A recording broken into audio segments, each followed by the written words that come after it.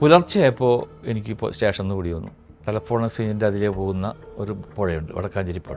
ഒരുപാട് വെട്ടുകളൊക്കെ വെട്ടിയിട്ട് കൊല്ലപ്പെട്ട് നടക്കുന്നതിൽ ഒരു ബോഡി കാണും. ആ മോട്ടോർ സൈക്കിളിൻ്റെ അടിഭാഗത്ത് നിറയും ബ്ലഡാണ്. സ്റ്റെയിൻ എന്ന് പറഞ്ഞാൽ ചെറിയ രീതിയിലുള്ള സ്റ്റെയിൻ, ഡ്രോപ്പൊന്നല്ല, കട്ടായിട്ടുള്ള ബ്ലഡായിരിക്കുന്നു. എന്നാൽ അന്ന് ആ ജീപ്പിൽ, ഈ മോട്ടോർ സൈക്കിൾ നിൽക്കുന്നതിന് തൊട്ടപ്പുറത്ത് ജീപ്പിൽ പോലീസ് നായിരിക്കുന്നുണ്ട്. പക്ഷേ ആ നായനെ അന്ന് ഇറക്കിയിരുന്നെങ്കിൽ ബ്ലഡ് മണക്കാതിരിക്കില്ലല്ലോ. ഞാൻ പോലീസാണ്, സ്ക്വാഡിലെ പോലീസാണ്, എല്ലാ കാര്യങ്ങളും അറിഞ്ഞുകൊണ്ടാണ് വരുന്നത്. കാര്യങ്ങൾ എന്താണെങ്കിൽ തുറന്ന് പറഞ്ഞോളൂ. ഊണ് കഴിച്ചോ, സുഖാണോ എന്നൊക്കെ ചോദിച്ചിട്ടാണ് വിളിക്കാറ്, വേറെ ബന്ധങ്ങളൊന്നുമില്ല. സാറേ, സതീശൻ സൂയിസൈഡ് ചെയ്തു. സൂയിസൈഡ് നോട്ട് കിട്ടി. പക്ഷേ സൂയിസൈഡ് നോട്ട് എഴുതി വെച്ചിരിക്കുന്നത് എൻ്റെ മരണത്തിന് പൂർണ്ണ ഉത്തരവാദി കേസ് അന്വേഷിക്കുന്ന പോലീസുകാരൻ അഷ്റഫും DYSP ഉണ്ണിരാജ് സാറുമാണ്. സംഭവത്തെക്കുറിച്ച് വ്യക്തമായ കഥ അറിയുന്ന ഒരാളെങ്കിലും പുറത്തുണ്ടാവാം. ഭക്ഷണം വിളമ്പിക്കൊണ്ടിരുന്ന ഒരു പയ്യനോട്, സാറ് മൂലം കൊല്ലപ്പെട്ട ഒരു സതീശനെ അറിയോ? വടക്കാഞ്ചേരി, ആ സതീശൻ്റെ മകനാണ് ഞാൻ. സാർ, 2005 വടക്കാഞ്ചേരിയിൽ രാജേഷ് എന്ന് പറയുന്ന ഒരു യുവാവ് കൊല ചെയ്യപ്പെട്ടു. ഇതിൻ്റെ അന്വേഷണ സംഘത്തിൽ സാറുണ്ടായിരുന്നു. അപ്പോൾ അത് ഓരോ കേസ് അന്വേഷണവും ഓരോ അനുഭവങ്ങളാണ്. അത്തരത്തിൽ വേറിട്ടൊരു അനുഭവം തന്ന ഒരു കേസാണ് ഈ രാജേഷിൻ്റെ കൊലപാതകത്തിൻ്റെ അന്വേഷണം. അപ്പോൾ ആ കേസ് ഒന്ന് പറയാമോ? തീർച്ചയായും പറയാം. അതെൻ്റെ ജീവിതത്തിൽ വേറൊരു അനുഭവമായിരുന്നു. അത് ഞാൻ മാനസികമായിട്ട് കുറച്ച് വിഷമങ്ങളൊക്കെ ഉണ്ടായൊരു സംഭവമാണ്. ലാസ്റ്റ് കൊണ്ട് ഉദ്ദേശം ഒരു 21 വർഷങ്ങൾക്ക് മുമ്പാണ് പോലീസ് സ്റ്റേഷനുകളിൽ ഇങ്ങനെ സൈബർ സെല്ലോ അല്ലെങ്കിൽ പോലീസ് സ്റ്റേഷനുകളിൽ കമ്പ്യൂട്ടറോ ഒന്നും ഇല്ലാതിരുന്നൊരു കാലഘട്ടത്തിൽ, കുറ്റാന്വേഷണം അത്ര എളുപ്പമില്ലാതിരുന്നൊരു കാലഘട്ടത്തിൽ, അന്ന് ഞാൻ തൃശ്ശൂർ ജില്ലാ പോലീസ് സൂപ്രണ്ടിൻ്റെ പ്രത്യേക അന്വേഷണ സംഘത്തിൽ ജോലി ചെയ്തു വരികയായിരുന്നു. അപ്പോൾ ഈ വടക്കാഞ്ചേരി എന്ന് പറയുന്ന സ്ഥലം എൻ്റെ വീടിൻ്റെ അവിടെ നിന്ന് ഒരു 10-11 കിലോമീറ്റർ മാറിയിട്ടാണ്, തൃശ്ശൂർ റൂട്ടിൽ. അന്ന് അവിടെ ഒരു മഴക്കാലത്താണ്, നല്ല മഴയുള്ള കാലത്ത് വടക്കാഞ്ചേരി ടൗണിൻ്റെ അവിടെ തൊട്ടടുത്ത് തന്നെയുള്ള ഒരു ടെലഫോൺ എക്സ്ചേഞ്ച് ഉണ്ട്. ടെലഫോൺ എക്സ്ചേഞ്ചിൻ്റെ അതിലേ പോകുന്ന ഒരു പുഴയുണ്ട്, വടക്കാഞ്ചേരി പുഴ. എങ്കക്കാട്ടേക്ക് അതിലെയാണ് കടന്നു പോകും. അപ്പോൾ അവിടെ രാത്രിയാണ് ഒരു ബോഡി കാണുന്നത്. ഒരു പുഴയോട് ചേർന്നിട്ട് വെള്ളത്തിലും കരയിലുമായിട്ട് രീതിയിൽ വളരെ മൃഗീയമായിട്ട് ക്രൂരമായി വെട്ടി, നല്ല ഷാർപ്പ് വെപ്പൺ കൊണ്ടൊക്കെ വെട്ടിയിട്ടുള്ള നല്ല ഒരുപാട് വെട്ടുകളൊക്കെ വെട്ടിയിട്ട് കൊല്ലപ്പെട്ട് നടക്കുന്നതിൽ ഒരു ബോഡി കാണുന്നു. ഈ വാർത്തയ്ക്ക് ഞാൻ അറിയണ്ടായി, നാടിൻ്റെ പരിസരത്ത് നടന്നല്ലേ. അപ്പോൾ ഞാൻ SP-യുടെ സ്ക്വാഡിലായതിൻ്റെ പേരിൽ അതിൻ്റെ തിരക്കിലും അന്വേഷണത്തിലായിട്ട് പോയി. നാടിൻ്റെ അടുത്ത് തന്നെയാണ്. ഒരു 11 കിലോമീറ്റർ ഉണ്ട്. എനിക്ക് ജോലിക്ക് പോകണം. ഇപ്പോൾ ഞാൻ SP-യുടെ തൃശ്ശൂർ ഓഫീസിലേക്ക് ജോലിക്ക് പോകുന്നത് ഈ വടക്കാഞ്ചേരി വഴിക്ക് പോകണം. അപ്പോൾ വിവരങ്ങളൊക്കെ ഞാൻ അറിയുന്നുണ്ട്. പക്ഷേ അതിന് എന്നെ നിയോഗിച്ചിട്ടുണ്ടായിരുന്നില്ല അന്വേഷണത്തിനൊന്നും. ഇപ്പോൾ SP-യുടെ സ്ക്വാഡിലായതിൻ്റെ പേരിൽ അതിന് പോയില്ല. അപ്പോൾ അത് അന്ന് രാത്രിയാകുമ്പോൾ ബോഡി കിടക്കുന്നത് കണ്ടപ്പോൾ ആരാണെന്ന് മനസ്സിലായിട്ടില്ല. പിന്നീട് കുറച്ച് മണിക്കൂറുകൾക്ക് ശേഷമാണ് കൊല്ലപ്പെട്ട ആളെ തിരിച്ചറിഞ്ഞത്. എങ്കക്കാടുള്ള രാജേഷ് എന്ന് പറഞ്ഞ ഒരു ചെറുപ്പക്കാരനായിരുന്നു കൊല്ലപ്പെട്ടത്. അപ്പോൾ ആ വിവരമൊക്കെ ഞാൻ അറിയുന്നുണ്ട്. പക്ഷേ അവിടുന്ന് ഒരു 10 ദിവസം 15 ദിവസമൊക്കെ കഴിഞ്ഞിട്ടാണ് അന്നത്തെ കുന്നോളം DYSP സാറ്, 10 ദിവസം കഴിഞ്ഞിട്ടുണ്ടാവും ഏകദേശം എന്നാണ് ഞാൻ ഉദ്ദേശിക്കുന്നത്, എന്നെ വിളിക്കുന്നത്. അഷ്റഫ്, എങ്ങനെ ഞങ്ങളുടെ നാടിൻ്റെ അടുത്ത് പിന്നെ വടക്കാഞ്ചേരി ഒരു കൊലപാതകം നടന്നിട്ടുണ്ട്, അത് കുറച്ച് കൂടുതൽ അന്വേഷിക്കേണ്ട ഒരു കേസാണ്, കുറേ ബന്ധങ്ങളൊക്കെ കാണുന്നുണ്ട്, അത് അപ്പോൾ നിങ്ങളൊന്ന് വരണം. ഞാൻ SP സാറിനെ വിളിച്ച് പറഞ്ഞിട്ട് SP സാറോടൊക്കെ പറഞ്ഞിട്ട് ഞാൻ SP സാറിൻ്റെ അനുമതി പ്രകാരം അങ്ങനെ വടക്കാഞ്ചേരി സ്റ്റേഷനിൽ വരികയാണ്. അപ്പോൾ ഈ കേസിൻ്റെ അന്വേഷണ ഉദ്യോഗസ്ഥൻ അന്നത്തെ CI ഇബ്രാഹിം സാറായിരുന്നു. നല്ല ഒരു അന്വേഷണ ഉദ്യോഗസ്ഥൻ, നല്ലൊരു ഓഫീസറാണ്. അപ്പോൾ അദ്ദേഹത്തെ കണ്ടു. അത് ഞാൻ ആദ്യമായിട്ട് കാണുകയാണ് ആളെ. ഞാൻ പറഞ്ഞു, സാർ ഞാൻ SP-യുടെ സ്ക്വാഡിൽ നിന്ന് വരുന്ന, എൻ്റെ പേര് അഷ്റഫ് എന്നാണ്, ഉണ്ണിരാജ് സാറ് പറഞ്ഞിട്ട് വരികയാണ് ഈ കേസിൻ്റെ അന്വേഷണത്തിൽ പങ്കാളിയാകാൻ വേണ്ടി. അഷ്റഫ് അന്വേഷിക്കണം എന്നൊക്കെ പറഞ്ഞിട്ട് അതിൻ്റെ ഡീറ്റെയിൽസും കാര്യങ്ങളൊക്കെ പറഞ്ഞു. അപ്പുറത്ത് പോലീസുകാരുണ്ട്, നമുക്കത് കേസിൻ്റെ അന്വേഷണം നോക്കുക, കേസൊന്ന് പഠിക്കുന്നിട്ട് അന്വേഷിക്കണം എന്ന് പറഞ്ഞു. ശരി സാർ പറഞ്ഞു. അങ്ങനെ ഞാൻ ആ അന്വേഷണത്തിൽ ഏർപ്പെടുകയാണ്.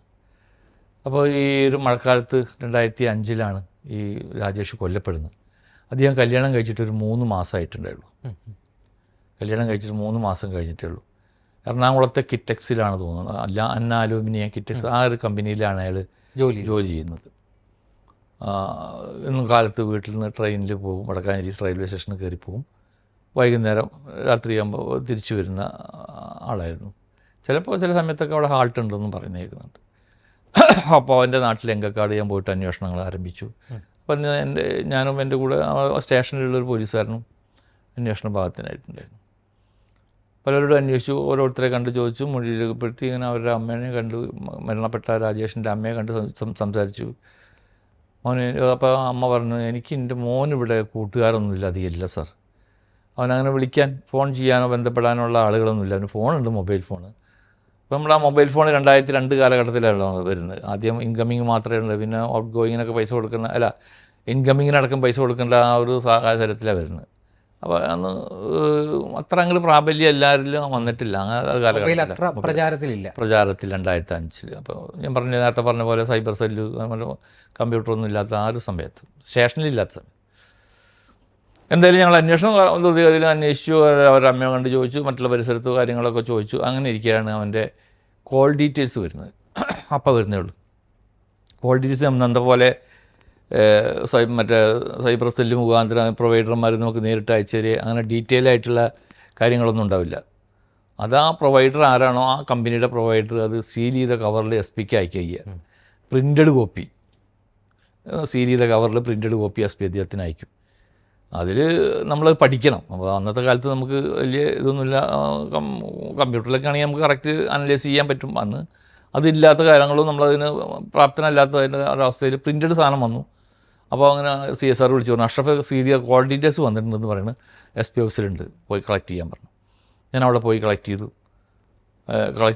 കോൾ ഡീറ്റെയിൽസ് കൊടുന്ന് പരിശോധിച്ചു തുടങ്ങി. അപ്പോൾ അതിൽ ഇൻകമ്മിങ് ഔട്ട് ഗോയിങ് അങ്ങനെ എഴുതിയിട്ടുണ്ടാവും, ഇന്ന് ഔട്ട് എന്നൊക്കെ പറഞ്ഞിട്ട് അങ്ങനെയാണ് അത് വരിക. അന്നത്തെ ഓരോ നമ്പറുകളും അത് ഓരോന്നോരോന്ന് ഞാൻ ഒരു വൈകുന്നേരമായി വന്നപ്പോൾ ഞാൻ കളക്ട് ചെയ്ത് കൊടുന്ന് സ്റ്റേഷനിൽ വന്നപ്പോൾ ഒരു വൈകുന്നേരം സമയമായി.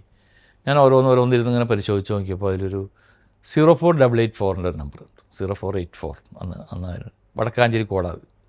അതിലൊരു ലാൻഡ് ഫോൺ നമ്പറിൽ നിന്ന് വിളിച്ചതായി കാണുന്നുണ്ട്. അപ്പോൾ അവൻ്റെ അമ്മേനെ കണ്ട് ചോദിച്ച സമയത്ത് പറഞ്ഞു, എൻ്റെ മോൻ അങ്ങനെ ഇവിടുന്ന് ആരും വിളിക്കാനും ബന്ധങ്ങളും കാര്യങ്ങളൊന്നും ഇല്ല. സ്വന്തം നാട്ടിൽ അവൻ്റെ അമ്മ പറഞ്ഞു അങ്ങനെ പറഞ്ഞിട്ടുണ്ട്. പക്ഷേ എനിക്കിതിൽ ഒരു 3-4 കോള് ഈ 04 ഈ വടക്കാഞ്ചേരി കോഡുള്ള ഒരു 3-5 കോള് കണ്ടു. അപ്പോൾ അത് ആരുടെയാണെന്ന് അറിയണം. അപ്പോൾ യാതൊരു മാർഗ്ഗമില്ല. ഇന്നത്തെ പോലെ സൈബർ സെല്ല് കൊടുക്കാനോ അല്ലെങ്കിൽ പോലീസുകാർക്ക് നമുക്ക് അതിനുള്ള ആശ്വാസമൊന്നുമില്ല. ഞാൻ നേരെ ആ കോൾ ഡീറ്റെയിൽസ് മോട്ടോർ സൈക്കിൾ എടുത്തിട്ട് നേരെ ഈ കൊലപാതകം നടന്നതോട് തൊട്ടടുത്താണ് ടെലിഫോൺ എക്സ്ചേഞ്ച് ഉള്ളത്. അപ്പോൾ ഞാൻ അവിടെ ചേരുമ്പോൾ അത് അടച്ചിട്ട് ഒരു പുറത്തേക്ക് ഇറങ്ങാനുള്ള ശ്രമത്തിലാണ്.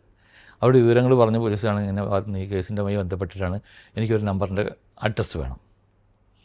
അപ്പോൾ ആ നമ്പറിൻ്റെ അഡ്രസ്സ് ഒന്ന് തുറന്നിട്ട് വീണ്ടും എടുത്തിട്ട് കാര്യങ്ങളൊക്കെ നോക്കിയിട്ട് ആ നമ്പറിൻ്റെ അഡ്രസ്സ് പറഞ്ഞു. എങ്കക്കാടുള്ള അഡ്രസ്സാണ്. അതൊരു വിജയൻ എന്നാണ് ഒരു വീട്ടുപേര്. ഞാൻ മോട്ടോർ സൈക്കിൾ എടുത്തിട്ട് അപ്പോൾ തന്നെ നേരെ ആ അഡ്രസ്സ് തപ്പി അങ്ങോട്ട് പോയി ഈ വീട് കണ്ടെത്തിയിട്ട് അന്ന് എനിക്ക് മൊബൈലുണ്ട്, ഒരു ബട്ടൺ ഫോൺ. ഞാൻ അതിൽ ആ നമ്പറിൽ അവിടെ അടിച്ചു. അപ്പോൾ അവിടെ നിന്ന് ബെല്ലടിക്കണമെന്ന് കാണാനില്ല. ഞാൻ അടുത്ത വീട്ടുകാരോട് ചോദിച്ചു, ഇവിടെ ഫോണുണ്ടോ? വിജി പറഞ്ഞാൽ ഇയാൾക്ക് ഫോണൊന്നുമില്ല സാർ, അയാൾ ഇവിടുത്തെ പഞ്ചായത്ത് മെമ്പറാണ്, ഫോണൊന്നുമില്ല. അയാൾ തറവാട് കുറച്ച് അപ്പുറത്ത് മാറിയിട്ടാണ്, അവിടെ ഫോണുണ്ട്. അങ്ങനെ അവിടെ ചെന്ന് നോക്കിയപ്പോൾ ആ തറവാട് വീട് ഒരു ഓടിട്ട് വീടാണ്, അത് പൂട്ടി കിടക്കുകയാണ്. അപ്പോൾ ഞാൻ എൻ്റെ ഫോണിൽ നിന്ന് ആ നമ്പറിലേക്ക് കോൾ ചെയ്തപ്പോൾ അവിടെ റിങ് ചെയ്തു. വീട്ടിലാരുമില്ല. പരിസരത്തുള്ള വീട്ടുകാരോട് ചോദിച്ചു, ഇവരൊക്കെ എവിടെ പോയിരിക്കണം. ഒരു ചെറിയ അന്വേഷണമൊക്കെ നടത്തിയപ്പോൾ അവിടെ കുറേ പുരുഷന്മാരും സ്ത്രീകളൊക്കെ ഉള്ള വലിയൊരു വീടാണ്, ഒരു തറവാട് വീടാണ്. അപ്പോൾ അവർ കല്യാണത്തിന് പോയിരിക്കുകയാണ് സാർ. അപ്പോൾ അന്നൊരു ഞായറാഴ്ചയായിട്ടാണ് തോന്നുന്നുണ്ട് ഞാൻ പോയ ദിവസം. അവർ വന്നു കഴിഞ്ഞാൽ അവിടുത്തെ പുരുഷന്മാരോടൊക്കെ തിങ്കളാഴ്ച കാലത്ത് വടക്കാഞ്ചേരി സ്റ്റേഷനിലേക്ക് വരാൻ പറഞ്ഞേൽപ്പിച്ചു. അപ്പോൾ അവർ ശരി വന്നാൽ പറയാം സാറെന്ന് പറഞ്ഞു. അപ്പോൾ തിങ്കളാഴ്ച ഇതുപോലെ കാലത്ത് ഇവരെല്ലാവരും കൂടിയിട്ട് ഒരു 2-3-4 സഹോദരന്മാരടക്കമാണ് സ്ത്രീകളവിടെ ഉണ്ട്, അല്ല പുരുഷന്മാരവിടെ ഉണ്ട്, അവരുടെ ഭാര്യന്മാരും കാര്യങ്ങളൊക്കെ. അപ്പോൾ ഒരു 3-4 വന്നു. ഈ പഞ്ചായത്ത് മെമ്പറടക്കം എല്ലാവരും വന്നു. സ്വാഭാവികമായിട്ട് നമ്മൾ അതിലത്തെ മൂത്ത ആളെ വിളിച്ചു. സതീശൻ എന്നാണ് അയാളുടെ പേര്. അയാൾ നടക്കാനൊക്കെ ചെറിയ ബുദ്ധിമുട്ടൊക്കെ ഉണ്ട്, എന്തോ കാല് മുറിയപ്പെടുകയോ ഫ്രാക്ചറാകുകയോ എന്താ അങ്ങനെയുള്ള അസുഖത്തിൻ്റെ മുകളിലാകുന്നുണ്ട്. വേണ്ടിയിട്ട് നടക്കുന്ന ഒരാളാണ് അയാൾ.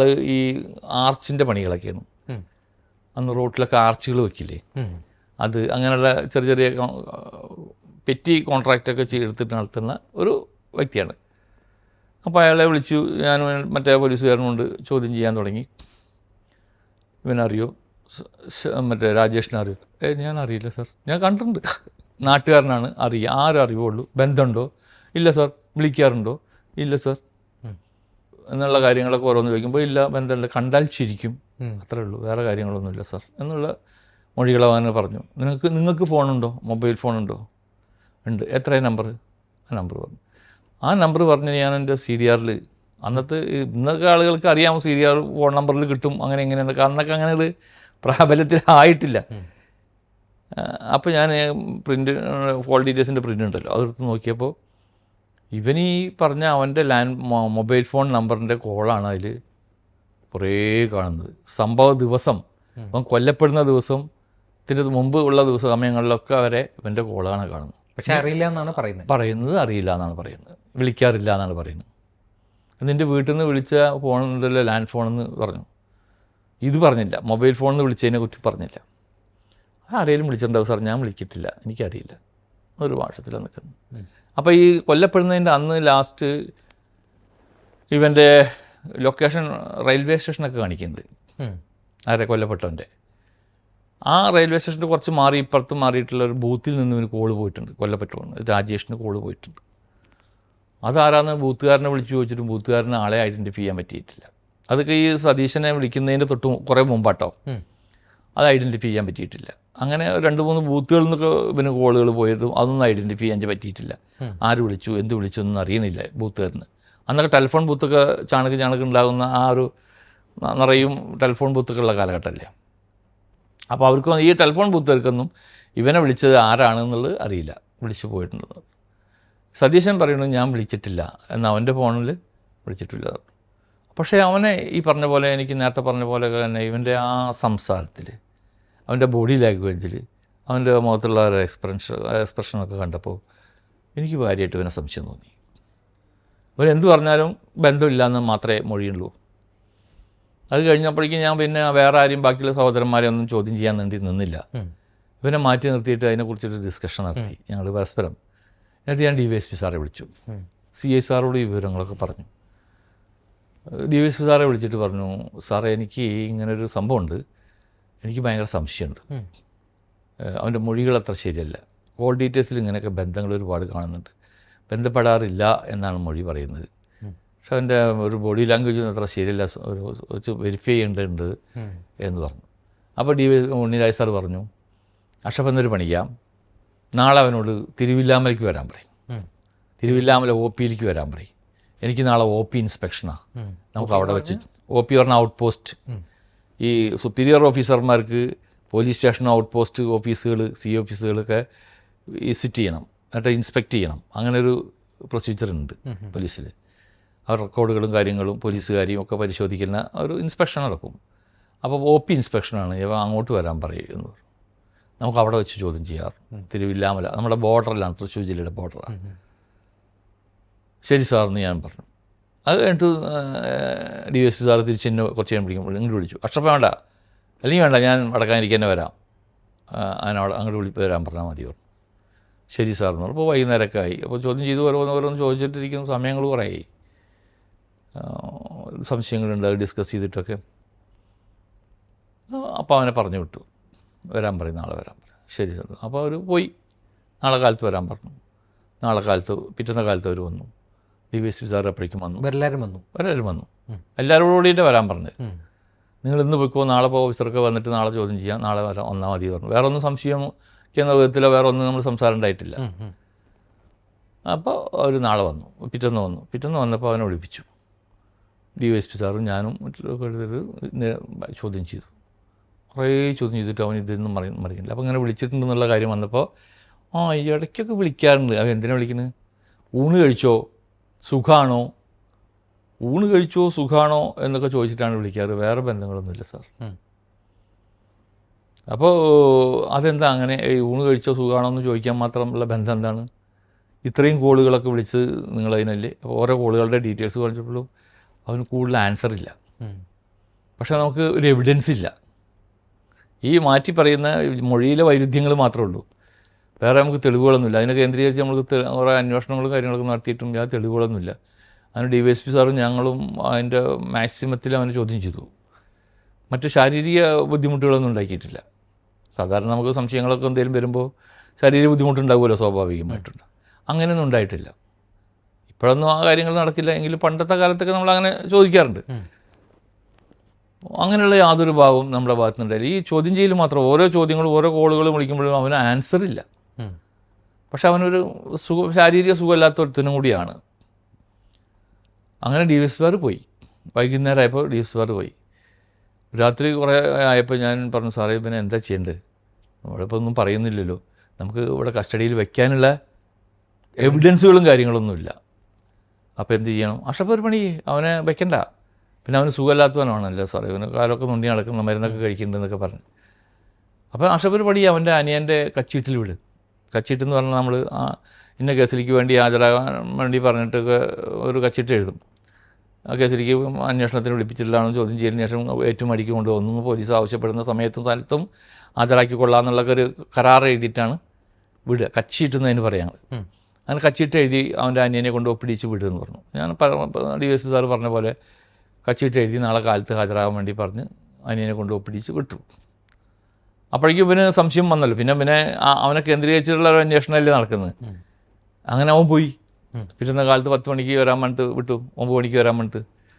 ഞാൻ ഡ്യൂട്ടിക്ക് പിറ്റുന്ന കാലത്ത് വരുന്ന സമയത്ത് ഇവൻ്റെ അനിയൻ ബസ് സ്റ്റോപ്പിൽ നിൽക്കുന്നുണ്ട്. ഞാൻ ചോദിച്ചു, എവിടെ സതീശനെവിടെ? സതീശൻ പണിക്കാർക്ക് പണിയൊക്കെ പറഞ്ഞു കൊടുത്തിട്ട് ഇപ്പോൾ വരാമെന്ന് പറഞ്ഞിട്ട് പോയിട്ടുണ്ട് സാർ, ഇപ്പോൾ വരും, ഞാൻ അവനെ വെയിറ്റ് ചെയ്ത് നിൽക്കുകയാണെന്ന് അവനും പറഞ്ഞു. അങ്ങനെ ഞാൻ സ്റ്റേഷനിലേക്ക് കയറി. കുറച്ച് കഴിഞ്ഞ് ഞാൻ വീണ്ടും ചെന്ന് നോക്കിയപ്പോൾ എവിടെ എന്ന് ചോദിച്ചു. ഇവിടെ വന്ന് സ്റ്റേഷനിൽ ചോദിച്ചു, വന്നിട്ടില്ല എന്ന് പറഞ്ഞു. വരാതിരിക്കില്ല, അങ്ങ് നീണ്ടുപോയി. 12 മണിയായി, 1 മണിയായി. എല്ലാവർക്കും പേടിയായി. എല്ലാവരും അന്വേഷണത്തിന് ഇറങ്ങി. അവരുടെ വീട്ടുകാരും പോലീസും എല്ലാവരും അന്വേഷിക്കുകയാണ്, ഇവനെ കാണാനില്ല. അപ്പോൾ DSP സാറെ വിളിച്ചു പറഞ്ഞു, സാറേ സതീശൻ മുങ്ങിയിരിക്കുന്നു, സതീശനെ കാണുന്നില്ല. അപ്പോൾ എല്ലാവരും പോലീസും എല്ലാവരും അന്വേഷിച്ചു. ഞാൻ അവരുടെ വീട്ടുകാരൊക്കെ എല്ലാവരും പല സ്ഥലങ്ങളിലേക്കും പോയി അന്വേഷിച്ചു. ഒരു രാത്രി ഒരു 10 മണി വരെയൊക്കെ ഞാനുണ്ടായിരുന്നു അവിടെ സ്റ്റേഷനിൽ അന്നത്തെ ദിവസം. അങ്ങനെ നമ്മളൊരു കയ്യിൽ നിന്ന് വിട്ടുകൊടുക്കലും ചെയ്തു. ഇവനെ കാണുന്നില്ല എന്ന് പറഞ്ഞപ്പോൾ ഭയങ്കര സംശയമായി നമുക്ക്. കേസ് എന്ത് വഴിത്തിരിവായി തുടങ്ങി എന്നുള്ള ഒരു ബോധ്യം വന്നു. അന്ന് രാത്രി 10 മണിയാകുമ്പോൾ ഞാൻ വീട്ടിലേക്ക് പോയി. വളരെ മനസ്സോടുകൂടി വീട്ടിൽ പോയി. പുലർച്ചെയായപ്പോൾ എനിക്ക് സ്റ്റേഷനിൽ നിന്ന് കൂടി വന്നു. അപ്പോൾ എനിക്ക് മനസ്സിലായി എന്തോ സംതിങ് കിട്ടിയിട്ടോ അല്ലെങ്കിൽ വേറെ എന്തോ സംതിങ് ഉണ്ടായില്ലെങ്കിലാണ് ഈ അസ്വാഭാവിക നേരത്തെ വിളിക്കും. അപ്പോൾ വിളിച്ചിട്ട് പറഞ്ഞു, സാറേ സതീശൻ സൂയിസൈഡ് ചെയ്തു. അവൻ്റെ എങ്കക്കാട് അവൻ്റെ പറമ്പിൻ്റെ ഒരു പറമ്പുണ്ട്, പുഴ തീരത്ത് പറമ്പ്, ഒരു എന്താ പറയുക ഈ പാടം, അതിൻ്റെ പറമ്പും ഒക്കെ ആയിട്ടുള്ള സ്ഥലമുണ്ട്. അവിടെ ഒരു കമ്പിൽ ഒരു മരത്തിൽ തൂങ്ങി നിന്നിരിക്കുന്നു എന്ന് പറഞ്ഞു. ഞാൻ കാലത്ത് വിളിച്ചിട്ട് ഞാൻ വേഗം സ്റ്റേഷനിൽ വന്നു. സ്റ്റേഷനിൽ വന്നിടുമ്പോൾ ആളുകളൊക്കെ കൂടിയുണ്ട്, അതിൻ്റെ ആളുകളൊക്കെ ഉണ്ട്. ആളുകൾ കുറച്ച് സംസാരത്തിലാണ്. വിളിച്ചു കഴിഞ്ഞാൽ സ്വാഭാവികമായിട്ട് ഒരാൾ മരണപ്പെട്ട് കഴിഞ്ഞാൽ പോലീസ് വിളിച്ചു വരുത്തി പിന്നീട് സൂയിസൈഡ് ചെയ്ത് കഴിഞ്ഞാൽ അതിൻ്റെ സംസാരം ഉണ്ടാകുമല്ലോ. അപ്പോൾ രാജേഷിൻ്റെ കൊലപാതകവുമായി ബന്ധപ്പെട്ട് അവിടെ ആക്ഷൻ കൗൺസിലും കാര്യങ്ങളൊക്കെ ഉണ്ടാക്കിയിട്ടുണ്ട്. മെമ്മോറണ്ടങ്ങൾ തരലും സമരം ചെയ്യലും കാര്യങ്ങളൊക്കെ വേറെ നടന്നിരുന്നു അവിടെ. അപ്പോൾ ഞാൻ വന്നു പറയുമ്പോൾ DSP എല്ലാവരും വന്നു. പറഞ്ഞു, അഷ്റഫ് അങ്ങോട്ട് വരണ്ട, മരിച്ചിടത്തേക്ക് വരണ്ട, ജനങ്ങളുടെ പ്രതികരണം എങ്ങനെയായിരിക്കും എന്നറിയില്ല. അപ്പോൾ എല്ലാവരും പറഞ്ഞു എന്നോട് പോകണ്ട എന്ന് പറഞ്ഞു. ഞാൻ പോയില്ല. അങ്ങനെ CSR എല്ലാവരും പോയി. അങ്ങനെ ബോഡി ഇറക്കി, ബോഡി ഇൻക്വസ്റ്റ് നടത്തി. അപ്പോൾ സ്വാഭാവികമായിട്ട് നമുക്ക് മനസ്സിലായി എന്തെങ്കിലുമൊക്കെ ഒരു ക്ലൂ കിട്ടും, സൂയിസൈഡ് നോട്ട് ഉണ്ടാവും, അതെന്തെങ്കിലും കാര്യങ്ങൾ പറയും എന്നുള്ളൊരു ധാരണ ഉണ്ടായിരുന്നു നമുക്കൊക്കെ. അങ്ങനെ സൂയിസൈഡ് നോട്ട് കിട്ടി. പക്ഷേ സൂയിസൈഡ് നോട്ട് എഴുതി വെച്ചിരിക്കുന്നത് എൻ്റെ മരണത്തിന് പൂർണ്ണ ഉത്തരവാദി കേസ് അന്വേഷിക്കുന്ന പോലീസുകാരൻ അഷ്റഫും DYSP ഉണ്ണിരാജ് സാറുമാണ്. അവരെനിക്ക് 1 ലക്ഷം രൂപ തരാമെന്ന് പറഞ്ഞു, കുറ്റം സമ്മതിക്കാൻ പറഞ്ഞു എന്ന് പോക്കറ്റിൽ സൂയിസൈഡ് നോട്ട് എഴുതി വെച്ചിരിക്കുന്നു. അങ്ങനെ സംഭവം ഉണ്ടായിട്ടില്ല. അങ്ങനെ ഉണ്ടാവണമില്ലല്ലോ. നമ്മുടെ ഉത്തമ ബോധ്യത്തിൻ്റെ മുകളിൽ ചെയ്യുന്ന ഒരു കുറ്റാന്വേഷണത്തിൻ്റെ ഭാഗമായിട്ട് നമ്മുടെ ഡ്യൂട്ടിയുടെ ഭാഗമായിട്ട് നമ്മൾ ചെയ്യുന്ന കാര്യങ്ങൾ മാത്രമേ ഉള്ളൂ. അതിൻ്റെ അപ്പുറത്തേക്ക് അതിൽ ഇല്ലീഗലായിട്ട് ഒരു കാര്യങ്ങളും നടന്നിട്ടില്ല. പക്ഷേ അവൻ്റെ പോക്കറ്റിൽ ഇങ്ങനെ എഴുതി വെച്ചിരിക്കുന്നു. അപ്പോൾ അത് ശരിക്കും ഇന്നത്തെ കാലത്തൊക്കെയാണെങ്കിൽ, അപ്പോൾ അന്നൊക്കെ ശരിക്കും അങ്ങനെ ചെയ്യാൻ പാടില്ല. ഒരു 306 IPC, ഇപ്പോൾ IPC മാറി, IPC പ്രകാരം ആത്മഹത്യാ പ്രേരണയ്ക്ക് അന്ന് കേസ് വരികയായിരുന്നു. പക്ഷെ അത് അന്വേഷിച്ചിട്ട് ആ അന്വേഷണ ഉദ്യോഗസ്ഥനെ വിളിക്കാം, ഒരു ഔദ്യോഗിക കൃത്യത്തിൻ്റെ ഭാഗമായിട്ട് വിളിച്ച് വരുത്തി ചോദ്യം ചെയ്ത് മൊഴിയെടുത്ത് വിട്ടൊരാൾ അങ്ങനെ ആത്മഹത്യ ചെയ്താൽ അത് കുറ്റം നമ്മൾക്ക് ബാധിക്കുന്നതല്ല. അത് കേസ് അങ്ങനെ രജിസ്റ്റർ ചെയ്താലും അത് അന്വേഷണത്തിൽ അങ്ങനെ അന്വേഷണ ഉദ്യോഗസ്ഥൻ ചെയ്യാറാണ് പതിവ്. ചില കേസുകളിൽ മറ്റേ പ്രശ്നങ്ങളുണ്ടാകുമ്പോൾ, സമരങ്ങളുണ്ടാകുമ്പോൾ, നമുക്ക് പോലീസിന് പ്രശ്നങ്ങളുണ്ടാകുമ്പോൾ അവർ അതിന് ചാർജ് ചെയ്തിട്ട് കോടതി തീരുമാനിക്കട്ടെ എന്ന് വെച്ചിട്ട് കോടതിക്ക് വിടും. അപ്പോൾ നമ്മൾ ജാമ്യം എടുക്കണം, കാര്യങ്ങൾ ചെയ്യണം, അങ്ങനെയൊക്കെയുള്ള കാര്യങ്ങൾ. പക്ഷേ സാധാരണ അന്വേഷിച്ചിട്ട് ബോധ്യപ്പെടുമ്പോൾ ഇങ്ങനെ ചെയ്യാവുന്നേ ഉള്ളൂ അന്വേഷണ ഉദ്യോഗസ്ഥന്. പക്ഷേ എന്തായാലും ആ കേസിൽ അങ്ങനെയൊന്നും ഉണ്ടായില്ല. വീട്ടുകാർക്ക് സംശയങ്ങളോ നാട്ടുകാർക്ക് സംശയങ്ങളൊന്നുമില്ല. പോലീസ് എന്തെങ്കിലും ചെയ്തു എന്നുള്ള കാര്യങ്ങളൊന്നും നാട്ടുകാർക്കും ഇല്ല, വീട്ടുകാർക്കും ഇല്ല, ആർക്കും ഇല്ല. പോലീസ് വിളിപ്പിച്ചിരുന്നു എന്ന് പറഞ്ഞാൽ അവരുടെയൊക്കെ പ്രസൻസിലാണല്ലോ ചോദ്യം ചെയ്യുന്നത്. ഇവരൊക്കെ സ്റ്റേഷനിൽ എല്ലാവരും ഉണ്ടായിരുന്നില്ല, അങ്ങനെ എല്ലാവരെയും പ്രസൻസിലാണ് ചോദ്യം ചെയ്യുന്നത്. അപ്പോൾ അങ്ങനെയുള്ള ഇല്ലീഗലായിട്ടുള്ള യാതൊരു കാര്യങ്ങളും ഉണ്ടായിട്ടില്ല എന്നുള്ള അവർക്കും ബോധ്യമുണ്ട്. പക്ഷേ എന്നാലും പോലീസ് വിളിപ്പിച്ചതിൻ്റെ പേരിലാണ് മരിച്ചത്. അവരങ്ങനെ നൂറുകണക്കിന് ഡസൻ കണക്കിന് ആളുകളെ വിളിപ്പിച്ച് മൊഴിയെടുത്തിട്ടുണ്ട് കേസിലേക്ക്. അവർക്കാർക്കും ചോദ്യം മരണപ്പെട്ടിട്ടില്ല, ഇവർ മാത്രമല്ലേ മരണപ്പെട്ടുള്ളൂ. എന്തായാലും അവൻ എവിടുന്ന് എങ്ങനെ കയറി കിട്ടി എന്ത് കാര്യങ്ങളെന്ന് പറഞ്ഞാൽ അവൻ അന്നത്തെ ദിവസം മിസ്സായ ദിവസത്തെ ഒരു അന്വേഷണം ഞാൻ നടത്തി പുറത്ത്. അപ്പോൾ നമുക്ക് വളപ്പായ ഭാഗത്തുനിന്ന് ഒരു കടയിൽ നിന്ന് കയറ് മേടിച്ചതായിട്ട് കണ്ടിട്ടുണ്ട്. വളപ്പായ എന്ന് പറയും, തൃശ്ശൂർക്ക് പോകുന്ന ഭാഗത്തുനിന്ന്. ആ കയറ് ഇവൻ്റെ സൂയിസൈഡ് ചെയ്യാൻ ഉപയോഗിച്ച ലിഗേച്ചർ, ആ കയറുണ്ടല്ലോ, ആ കയറും ഈ കയറും ഒന്നാണെന്ന് നമുക്ക് അതിൻ്റെ കഷ്ണം നോക്കിയപ്പോൾ അവിടെ നിന്ന് മുറിച്ചെടുത്തിട്ട് മേടിച്ചു കൊണ്ടുപോയിട്ടുണ്ടെന്ന് പറഞ്ഞപ്പോൾ അവൻ്റെ കൂടെ ആരും ഇല്ല ആ സമയത്ത്.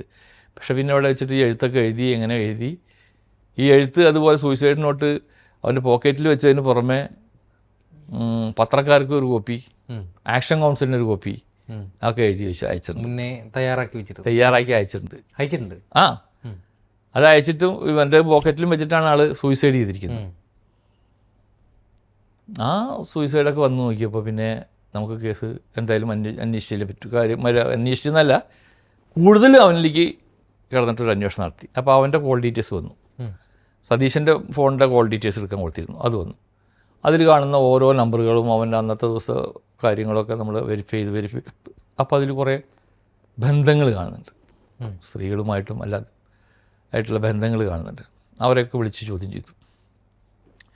പലരെയും ഇങ്ങനെ വിളിച്ച് ചോദ്യം ചെയ്തുകൊണ്ടിരിക്കുന്ന ദിവസങ്ങൾ കടന്നുപോയി, യാതൊരു തെളിവും കാര്യങ്ങളില്ല. അങ്ങനെ പല അന്വേഷണം 2-3 മാസം കഴിഞ്ഞപ്പോൾ ഒരു കോൾ ഇതേമാതിരിക്ക് ഇങ്ങനെ ഒരു ഫോൺ വന്നിരുന്നു എന്ന് അവരുടെ അനിയൻ രാജേന്ദ്രൻ എന്നെ വിളിച്ച് പറഞ്ഞു. അപ്പോൾ എൻ്റെ ആ കോൾ അന്വേഷിക്കാൻ ഞാൻ പോവുകയാണ്. ഒരു കോൾ വന്നിരുന്നു പറഞ്ഞാൽ ആ നമ്പറിൽ അന്വേഷിക്കാനാണ് ഞാൻ പോകുന്നത്. അപ്പോഴാണ് അവൻ്റെ വിളിയും. ആ നമ്പർ നോക്കിയപ്പോൾ രണ്ടും മനസ്സിലായി. അപ്പോൾ എരുമപ്പെട്ടി ഭാഗത്തുള്ളൊരു ബൂത്താണത്, എരുമപ്പെട്ടി ക്രിസ്ത്യൻ പള്ളിയുടെ ഭാഗത്തുള്ളൊരു ബൂത്തായിരുന്നു. അപ്പോൾ ഞാൻ ആ ബൂത്ത് എരുമപ്പെട്ടിക്ക് പോയി. അവിടെ പോയിട്ട് ഒരു ബൂത്ത് കണ്ടു. ആരാ ബൂത്തെന്ന് നമുക്കറിയില്ല. അപ്പോൾ ഞാൻ എൻ്റെ മൊബൈലിൽ നിന്നായിരിക്കും അടിച്ചു. അപ്പോൾ അവിടെ റിങ് ചെയ്യുന്നുണ്ട്. അപ്പോൾ ബൂത്ത് അതാണെന്ന് മനസ്സിലായി. അപ്പോൾ അവിടെ ഒരു സ്ത്രീയാണുള്ളത്. അത് കഴിഞ്ഞ് അവിടെ 2 ആൾക്കാർ ഫോൺ ചെയ്തുകൊണ്ടിരുന്നിരുന്നു. അവർ പോയപ്പോൾ ഞാൻ നേരെ അവിടേക്ക് പോയി. അപ്പോൾ അവർ ഫോൺ ചെയ്യുന്നിടത്തേക്ക് വന്നപ്പോൾ ഞാൻ ഈ സതീശൻ്റെ ഫോട്ടോ ഉണ്ട് എൻ്റെ കയ്യിൽ.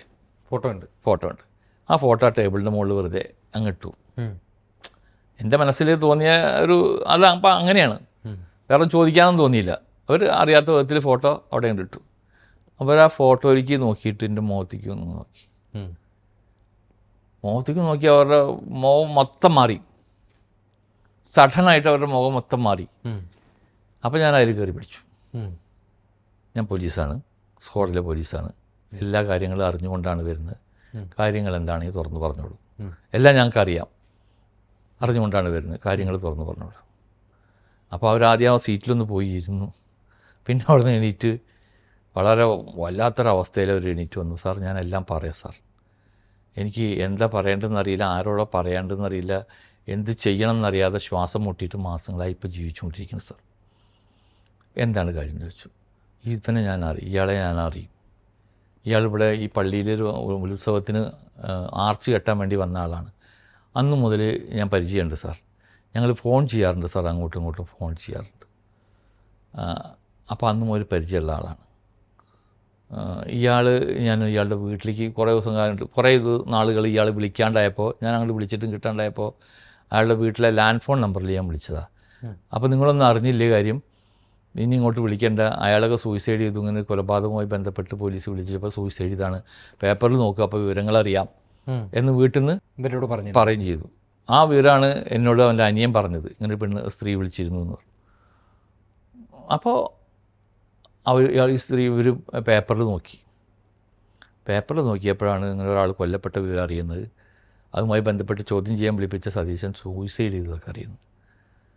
അപ്പോൾ അതിൽ അവരെ 2 പേരുടെയും ഭാര്യമാരുടെ പേരെ എഴുതിയിട്ടുണ്ട് പേപ്പറിൽ. അപ്പോൾ ഉള്ള ആകെ പേടിക്കാൻ കാരണം, ആ സ്ത്രീ പേടിക്കാൻ കാരണം, ആ സതീശൻ ഒരു റിങ് ഒരു മോതിരം പണയം വയ്ക്കാൻ കൊടുത്തിട്ടുണ്ട്. ഇത് കൊണ്ടുപോയി പണയം വെച്ച് പൈസ തരാൻ പറഞ്ഞിട്ട് അവൾ കൊണ്ടുപോയി പണയം വെച്ചിട്ടുണ്ട്, ഈ സ്ത്രീ കൊണ്ടുപോയി പണയം വെച്ചിട്ടുണ്ട്. എന്നിട്ട് പൈസ സതീശന് കൊടുത്തിട്ടുണ്ട്. ആ മോതിരം ആരുടെയെന്ന് ചോദിച്ചപ്പോൾ എൻ്റെ ഭാര്യയുടെ മോതിരമാണെന്ന് പറഞ്ഞിട്ടാണ് കൊടുത്തത്. ഭാര്യ കല്യാണ മോതിരം ഇടല്ലോ, ഭാര്യയുടെ പേര് എഴുതിയിട്ട്, ഇവന് കൊടുത്ത കല്യാണ മോതിരം അതാണെന്നാണ് പറഞ്ഞിരുന്നത്. പേപ്പർ വായിച്ചപ്പോൾ എനിക്ക് മനസ്സിലായി സാർ, ആ മറ്റേ മോതിരത്തിൽ എഴുതിയ പേര് കൊല്ലപ്പെട്ട ആളുടെ ഭാര്യയുടെ പേരാണ് എഴുതിയിരിക്കുന്നത്. അപ്പോൾ ഞാൻ ഈ വിവരം ആരോടൊക്കെ പറയണം, എങ്ങനെ പറയണം, ഇത് പറയാനും പറ്റില്ലാത്ത ശ്വാസം മുട്ടി ജീവിക്കുകയായിരുന്നു സാർ. വീട്ടിൽ പറയാൻ പറ്റില്ല, വേറെ ആരോടും പറയാൻ പറ്റില്ല, എന്ത് ചെയ്യണം എന്നറിയാണ്ട് ശ്വാസം മുട്ടി ജീവിക്കുകയായിരുന്നു എന്നോട് പറഞ്ഞിട്ടാണ് ശ്വാസം. ആ വിവരം ഞാൻ ഉടനടി CIനെ സ്റ്റേറ്റ്മെൻറ്റ് DYSPയെ വിളിച്ചു പറഞ്ഞു, 2 സാർമാരും വിളിച്ചു പറഞ്ഞു. അവർ അപ്പോഴേക്കും പറഞ്ഞു ഓടിയെത്തി കാര്യങ്ങൾ. ഈ മറ്റേ ടെലിഫോൺ ബൂത്തിൽ സ്ത്രീയുമായി ഞങ്ങൾ നേരെ പണയം വെച്ച തൊട്ടപ്പുറത്ത് തന്നെ ആ ബിൽഡിങ്ങൊക്കെ പൊളിച്ചു പോയിപ്പോൾ. ആ ബിൽഡിങ്ങിലുള്ള മണപ്പുറം ഫൈനാൻസോ ഏതോ ഒരു പ്രൈവറ്റ് ഫൈനാൻസാണ്, ആ ഫൈനാൻസിൽ കൊണ്ടുപോയി സാധനം ബന്ധോസിൽ മാസറിലെടുത്തു. നോക്കിയപ്പോൾ മോതിരം രാജേഷിൻ്റെ കല്യാണ മോതിരം, 3 മാസം മുമ്പ് അവൻ്റെ ഭാര്യ ധരിപ്പിച്ച കല്യാണ മോതിരം.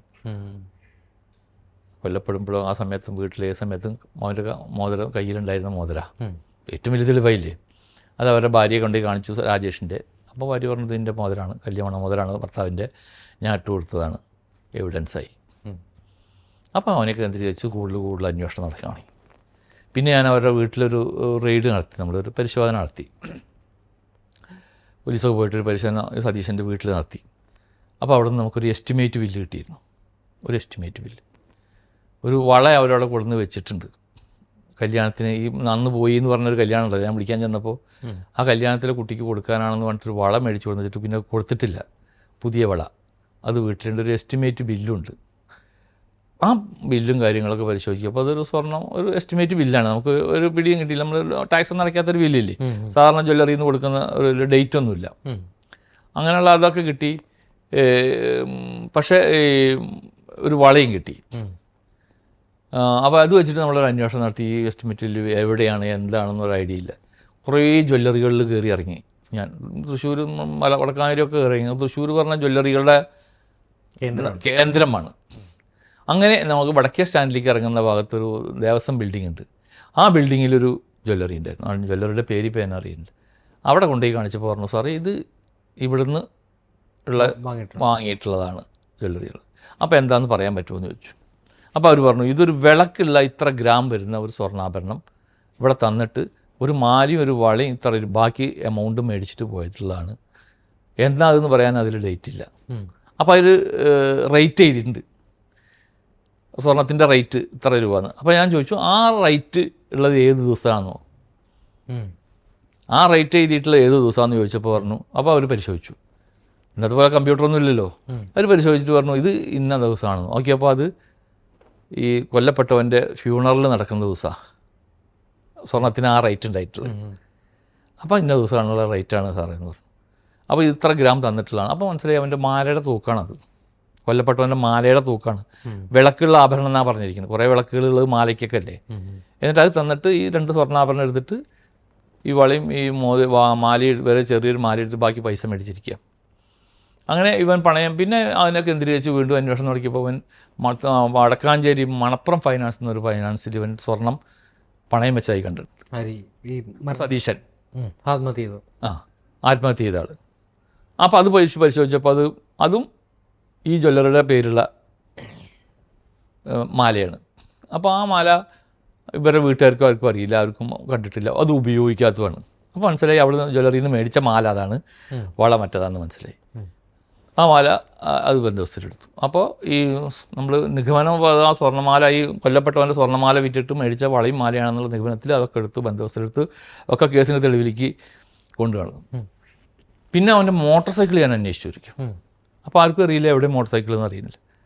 അപ്പോൾ മോട്ടോർ സൈക്കിൾ ചിലർ പറഞ്ഞു വർക്ക്ഷോപ്പിലാണ് സാർ എന്നൊക്കെ പലതും വീട്ടുകാർ പറയും. വീട്ടുകാർക്ക് അറിയില്ല, വർക്ക്ഷോപ്പിലായിരിക്കും എന്നുള്ള നിഗമനത്തിലാണ് വർക്ക്ഷോപ്പിലാണെന്ന് പറയുന്നത്. അപ്പോൾ ഞാൻ ചോദിച്ചു ഫൈനാൻസ് ഉണ്ട് മോട്ടോർ സൈക്കിളിന്? ഫൈനാൻസ് ഉണ്ട് സാർ എന്ന് പറഞ്ഞു. എവിടെ ഫൈനാൻസ്? ഇന്ന ഫൈനാൻസാന്ന് പറഞ്ഞു. ഞാൻ അങ്ങനെ തൃശ്ശൂർ പൂങ്കുന്നത്ത് നിന്ന് തൃശ്ശൂർക്ക് വരുന്ന ഭാഗത്താണ് ഇതിൻ്റെ ഫൈനാൻസ് ഉള്ളത്. ആ ഷോറൂമിൽ അവിടെ പോയി ഫൈനാൻസിൽ പോയി ഈ വണ്ടി നമ്പർ കാണിച്ചു കൊടുത്തു. ഈ വണ്ടി നമ്പറുടെ അവസ്ഥ എന്താണ് ഇപ്പോൾ? അപ്പോൾ അവർ ചെക്ക് ചെയ്തിട്ട് രജിസ്റ്റർ ചെക്ക് ചെയ്തിട്ട് പറഞ്ഞു, സാർ ഈ വണ്ടി നമ്പർ ഇവിടെ സറണ്ടർ ചെയ്തിരിക്കുകയാണല്ലോ എന്ന് പറഞ്ഞു. സറണ്ടർ ചെയ്തിരിക്കുക, നിങ്ങൾ പിടിച്ചു കൊടുക്കുന്നതാണോ ചോദിച്ചു. അല്ല, സറണ്ടർ ചെയ്താണ്, വേറെ പ്രശ്നങ്ങളൊന്നും ഉണ്ടായിട്ടില്ല, വണ്ടി ഇവിടെ അവിടുന്ന് സറണ്ടർ ചെയ്തു. എന്നാ സറണ്ടർ ചെയ്ത്? നിങ്ങൾ ആവശ്യപ്പെട്ട് സറണ്ടർ ചെയ്താണോ? അല്ല, ഞങ്ങൾ ആവശ്യപ്പെട്ടിട്ടില്ല, ഇത്രാം തീയതി അതിവിടെ സറണ്ടർ ചെയ്ത്. അത് നോക്കിയപ്പോൾ ആ ഫ്യൂണറൽ നടന്ന ദിവസമാണ്, കൊല്ലപ്പെട്ടവൻ്റെ ശവസംസ്കാര ദിവസമാണ് ആ മോട്ടോർ സൈക്കിൾ അവിടെ സറണ്ടർ ചെയ്തിരിക്കുന്നത്. അന്ന് തന്നെയാണ് സ്വർണ്ണം എടുത്തിരിക്കണം, വിറ്റിരിക്കുന്നത്. ആ മോട്ടോർ സൈക്കിൾ എവിടെ ഉണ്ട് ചോദിച്ചു. ഞങ്ങളൊന്നും ചെയ്തിട്ടില്ല, മോട്ടോർ സൈക്കിൾ താഴെ ഗ്രൗണ്ടിൽ ഞങ്ങളുടെ ഷോറൂമിൽ ഇരിക്കേണ്ടത്. അപ്പോൾ ഞാൻ പോയി നോക്കിയപ്പോൾ മോട്ടോർ സൈക്കിൾ അങ്ങനെ പൊടി പിടിച്ചിട്ടിരിക്കുക, ഒന്നും ചെയ്തിട്ടില്ല. ഞാൻ പറഞ്ഞു, ഈ മോട്ടോർ സൈക്കിൾ തുടരുത്, ഒന്നും ചെയ്യരുത്, ഇത് കേസിൻ്റെ ആവശ്യത്തിലേക്ക് ആവശ്യമുണ്ട്, ഇതിൻ്റെ പോലെയാണ് സംഭവം എന്ന് പറഞ്ഞു. അവരൊന്നും ചെയ്തില്ല. പിറ്റേ ദിവസം CSR ഞങ്ങളെല്ലാവരും കൂടി പോയി, അത് ഒരു മാസപ്രകാരം 10 ദിവസത്തിലെടുത്ത് കൊണ്ടുവന്ന് നോക്കിയപ്പോൾ ആ മോട്ടോർ സൈക്കിളിൻ്റെ അടിഭാഗത്ത് നിറയും ബ്ലഡാണ്. ബ്ലഡ് സ്റ്റെയിൻ എന്ന് പറഞ്ഞാൽ ചെറിയ രീതിയിലുള്ള സ്റ്റെയിൻ, ഡ്രോപ്പൊന്നല്ല, കട്ടായിട്ടുള്ള ബ്ലഡായിരിക്കുന്നു. അത് പരിശോധിച്ചപ്പോൾ ക്ലിയറായി ഹ്യൂമൻ ബ്ലഡാണെന്ന് കാര്യങ്ങളൊക്കെ മനസ്സിലായി. അന്ന് പിന്നെ DNA-ക്കൊന്നും അങ്ങനെ കൊടുക്കുന്ന സമ്പ്രദായം ഇല്ല, പ്രബലത്തിലില്ല. നമ്മുടെ ചെറിയ അങ്ങനെയുള്ള സംഭവങ്ങൾക്കൊന്നും കൊടുക്കാറ്.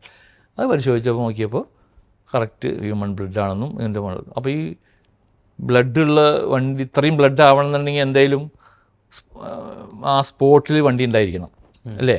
പിന്നെ ഡ്രോപ്പോ കാര്യങ്ങളോ ഒന്നുമല്ല, അടിയിലാണ് ഈ ഭാഗത്ത് ഇങ്ങനെ ആയിട്ട്. അപ്പോൾ ആ ഒരു സംഭവം എന്താണെന്ന് വെച്ച് കഴിഞ്ഞാൽ, ഈ ഇൻക്വസ്റ്റ് നടക്കുന്നില്ലേ, ബോഡി കണ്ടതിൻ്റെ പിറ്റേ ദിവസമാണ് പോലീസ് ഇൻക്വസ്റ്റ് നടത്തുന്നത്, പ്രേത വിചാരണ നടത്തുക എന്ന് പറയും. പോലീസ് പ്രേതം വിശദമായി പരിശോധിച്ച് ഒരു ഇൻക്വസ്റ്റ് റിപ്പോർട്ട് തയ്യാറാക്കും. മൃതദേഹം. അപ്പോൾ അത് സാക്ഷികളുടെയൊക്കെ സാന്നിധ്യത്തിൽ പഞ്ചായത്തുകാരായിട്ട് 4-5 പേര് നിൽക്കണം, അവരുടെ സാന്നിധ്യത്തിലൊക്കെയാണ് ഇത് നടത്തുക. മറ്റേ ബന്ധുക്കൾ വേണം, മറ്റേ സാക്ഷികൾ വേണം, അങ്ങനെയൊക്കെയാണ് അതിൻ്റെ പ്രൊസീജിയറുകൾ. അപ്പോൾ ഈ പ്രേത വിചാരണ നടത്തുന്ന സമയത്ത്, ഇൻക്വസ്റ്റ് നടത്തുന്ന സമയത്ത് പഞ്ചായത്തുകാരായിട്ട് 5 പേര് ബോഡിയോടൊപ്പം ഉണ്ടാവും. ആ 5 പേരുള്ളതിൽ ഒരാൾ സതീശൻ്റെ വേറൊരു അനിയനായിരുന്നു, മെമ്പറല്ലാത്ത വേറൊരു അനിയനായിരുന്നു, പഞ്ചായത്തുകാരായിട്ട് നിൽക്കുന്നുണ്ട്. അവൻ വന്നിരിക്കുന്നത് ഈ മോട്ടോർ സൈക്കിളിലാണ്. ഏത് മോട്ടോർ സൈക്കിൾ? സതീശൻ്റെ മോട്ടോർ സൈക്കിളിലാണ് വന്നിരിക്കുന്നത്. പറയാനുണ്ടായ കാരണം എന്ന് വെച്ചിട്ടുണ്ടെങ്കിൽ, ആ വരുന്ന സമയത്ത് സതീശൻ പറഞ്ഞു, ആ മോട്ടോർ സൈക്കിളൊന്നും എടുക്കണ്ട, അതിന് ബ്രേക്കൊന്നും ഇല്ല, അതൊന്നും എടുക്കണ്ട പറഞ്ഞിട്ടും പറഞ്ഞത് അനുസരിക്കാതെ നിർബന്ധമായിട്ട് ആ അനിയൻ ഈ മരണവിവരം അറിഞ്ഞിട്ട് ഓടിപ്പോരുകയാണ് ഈ മോട്ടോർ സൈക്കിളിൽ ഈ സംഭവ സ്ഥലത്തേക്ക്. സതീശൻ പറയുന്നുണ്ട് എടുക്കണ്ടെന്ന്. അപ്പോൾ അതൊന്നും കൂട്ടാക്കാതെ അവൻ അത് എടുത്ത് വന്നിട്ടാണ് ആ മോട്ടോർ സൈക്കിൾ ബോഡി വയ്ക്കുന്നതിൻ്റെ കുറച്ച് അപ്പുറത്ത് നിർത്തിയതിന് ശേഷമാണ് ഈ ഇൻക്വസ്റ്റിലൊക്കെ പങ്കെടുക്കുന്നത്, ഇൻക്വസ്റ്റിൽ പഞ്ചായത്തുകാരായിട്ട് നിൽക്കുന്നത്. ഫോട്ടോയിലുണ്ട് കറക്റ്റ്. എന്നാൽ അന്ന് ആ ജീപ്പിൽ, ഈ മോട്ടോർ സൈക്കിൾ നിൽക്കുന്നതിന് തൊട്ടപ്പുറത്ത് ജീപ്പിൽ പോലീസ് നായിരിക്കുന്നുണ്ട്. സീനിലേക്ക് പരിശോധനയ്ക്ക് വിടുന്നത്, തെളിവെടുപ്പിന് വിടുന്നത്. പോലീസ് നായനെ അന്ന് ഇറക്കിയില്ല. പോലീസ് നായ ഇറക്കാണ്ടിരിക്കാൻ കാരണം മഴയല്ലേ, മഴ പെയ്യുന്നുണ്ട്, മഴയുണ്ട്, വെള്ളത്തിൽ കിടക്കുന്ന സാധനം, അതിന് പ്രത്യേകിച്ച് തെളിവൊന്നും ഇനി കിട്ടില്ല എന്ന് എല്ലാവരും പറഞ്ഞിട്ടാണ് തോന്നുന്നു പോലീസ് നായ ഇറക്കിയില്ല. പ്രത്യേകിച്ച് അവിടെ ഫോറിൻ ഒബ്ജക്ട്സും ഒന്നും ഇല്ല, നമ്മൾ ഫോറിനായിട്ടുള്ള അല്ലെങ്കിൽ പുറത്തുള്ള ഏതെങ്കിലും മണപ്പിക്കാനൊന്നും കിട്ടാനുമില്ല, വെള്ളത്തിൽ കിടക്കുന്ന. അതിൻ്റെ പേരിൽ മഴയും പെയ്യുന്നുണ്ടല്ലോ, ഇറക്കണ്ടെന്ന് പറഞ്ഞാൽ ഇറക്കിയില്ല. പക്ഷേ ആ നായനെ അന്ന് ഇറക്കിയിരുന്നെങ്കിൽ ബ്ലഡ് മണക്കാതിരിക്കില്ലല്ലോ. തൊട്ടുപ്പുറത്ത് ഈ മോട്ടോർ സൈക്കിളിൽ ബ്ലഡോട് കൂടിയിട്ട് നിൽക്കുകയാണ്. ഹ്യൂമൻ ബ്ലഡ് മണക്കുമെന്നാണ് ഞാൻ മനസ്സിലാക്കുന്നത്. ആ ബോഡിയുടെ അവിടെ നിന്ന് കാണുന്നൊരു ബ്ലഡും ഇവിടുന്ന് മണക്കാനാണ് സാധ്യത. മണക്കാതിരിക്കില്ല, ഇത്ര അടുത്ത് 100 മീറ്ററിൻ്റെ ഉള്ളിൽ ഈ മോട്ടോർ സൈക്കിൾ നിൽക്കുന്നുണ്ടല്ലോ. പക്ഷെ അത് ഇറക്കിയില്ല, അതങ്ങനെ പോയി. അങ്ങനെ മോട്ടോർ സൈക്കിളും കിട്ടി, മാല വിറ്റ സ്ഥലങ്ങളും കാര്യങ്ങളൊക്കെ കിട്ടി. കേസ് കുറേ പിന്നീട് അന്വേഷിച്ചു. കാരണം അപ്പോഴും ഇവനിലേക്ക് വന്നുവെങ്കിലും ഇവനെ പ്രതിയാക്കി, സതീശനെ പ്രതി ചേർത്തു. പിന്നെ സാധാരണ പ്രതി ചേർത്താലും പിന്നെ അബേറ്റ് ചെയ്യും, അത് അങ്ങനെയാണ് ചെയ്യുക. എന്തായാലും സതീശനെ പ്രതി ചേർത്തിട്ട് വീണ്ടും പോലീസ് അന്വേഷിച്ചു. സതീശൻ്റെ കൂടെ ആരെങ്കിലും ഉണ്ടോ എന്നാണ് അന്വേഷണം. അത് ഉണ്ടായിരിക്കാനുള്ള സാധ്യത തള്ളിക്കളയാൻ പറ്റില്ല, എൻ്റെ ഒരു നിഗമനം അതാണ്. പക്ഷെ കുറച്ച് കാലം കൂടി അന്വേഷിച്ചിട്ട് നമുക്ക് എവിടെയും എത്തിച്ചേരാൻ പറ്റിയില്ല. അപ്പോഴേക്കും സ്വാഭാവികമായിട്ട് ഇത്ര കാലം അന്വേഷിച്ചിട്ടും ഡിറ്റക്ഷൻ ആയില്ലെങ്കിൽ പിന്നെ അത് ക്രൈംബ്രാഞ്ചിന് കൈമാറും. അങ്ങനെ ആ കേസ് പിന്നെ അധികം താമസിക്കാതെ ക്രൈംബ്രാഞ്ചിന് കൈമാറി, തൃശ്ശൂർ ക്രൈംബ്രാഞ്ചിന് കൈമാറി. സ്വാഭാവികമായിട്ടും ഞാൻ വേറെ കേസിന് എന്നെ നിയോഗിച്ചു, ഞാൻ അങ്ങനെ പോവുകയും ചെയ്തു. ക്രൈംബ്രാഞ്ചിന് കൈമാറിയിട്ടും പലപ്പോഴും ക്രൈംബ്രാഞ്ചിൽ നിന്നുള്ള പോലീസ് ഓഫീസർമാർ എന്നെ വിളിക്കാറുണ്ട്, നിങ്ങളുടെ അതെന്താണ് ഇതെന്താണ് കാര്യങ്ങൾ അന്വേഷിച്ചുകൊണ്ടിരിക്കുമ്പോൾ വിളിക്കുമല്ലോ. അങ്ങനെ ക്രൈംബ്രാഞ്ചും കുറേ കാലം അന്വേഷിച്ചതിന് ശേഷം കുറ്റപത്രം സമർപ്പിച്ച് ചാർജ് അബേറ്റ് ചെയ്തു. അങ്ങനെ സമർപ്പിച്ചു. ഇവനെ പ്രതിയാക്കി, ഇവനെ മാത്രം പ്രതിയാക്കി, മറ്റു തെളിവുകളൊന്നും കിട്ടാതെ വേറെ ആരെങ്കിലും എത്തിയില്ല, അന്വേഷണം എത്തിയില്ല.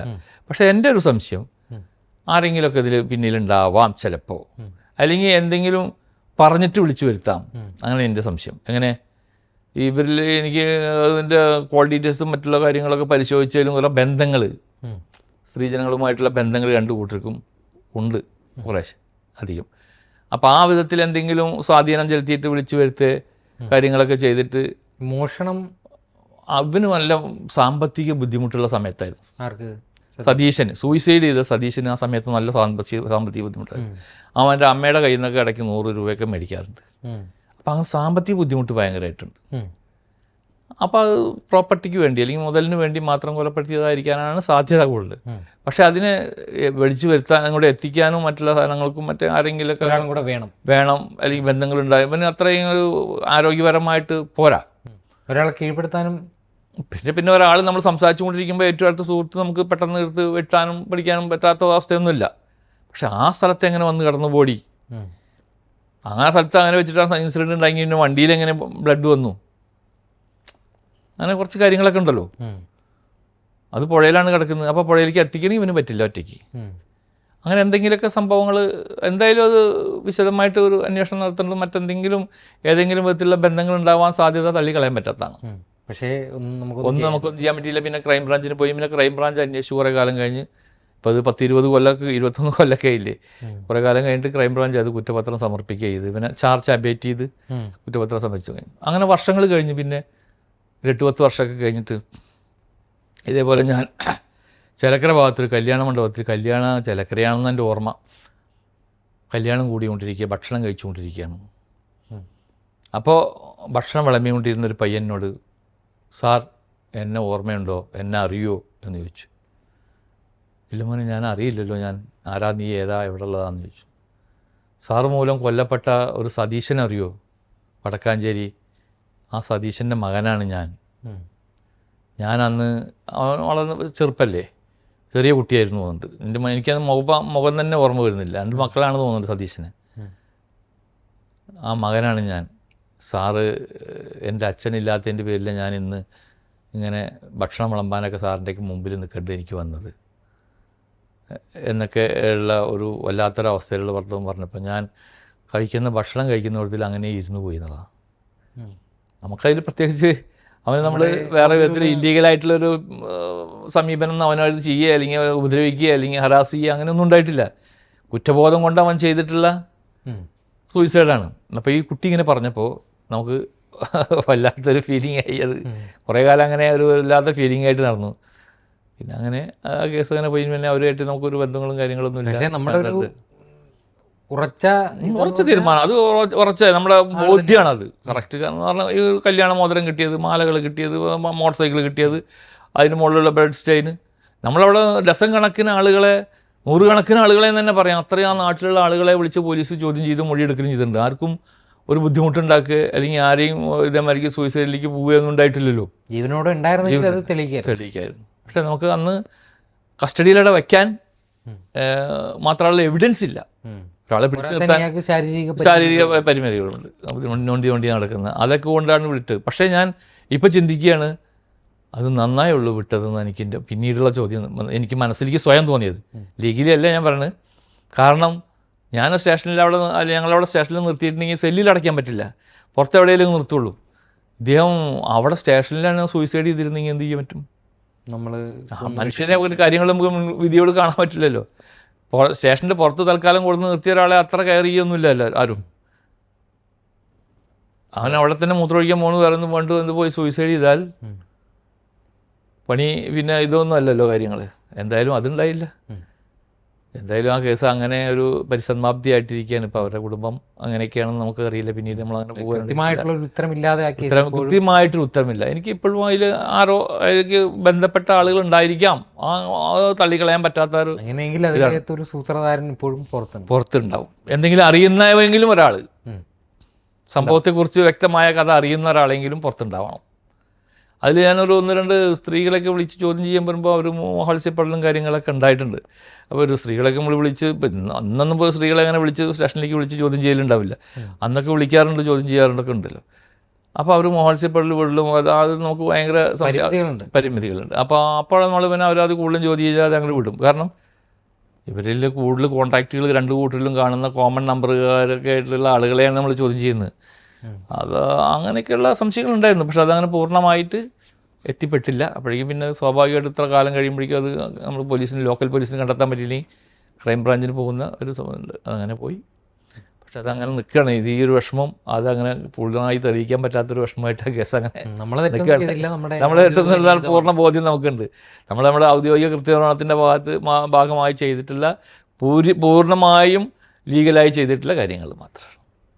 എന്തായാലും അവർക്കൊക്കെ നല്ലത് വരട്ടെ എന്നുള്ള പ്രാർത്ഥന മാത്രമേ എനിക്കുള്ളൂ.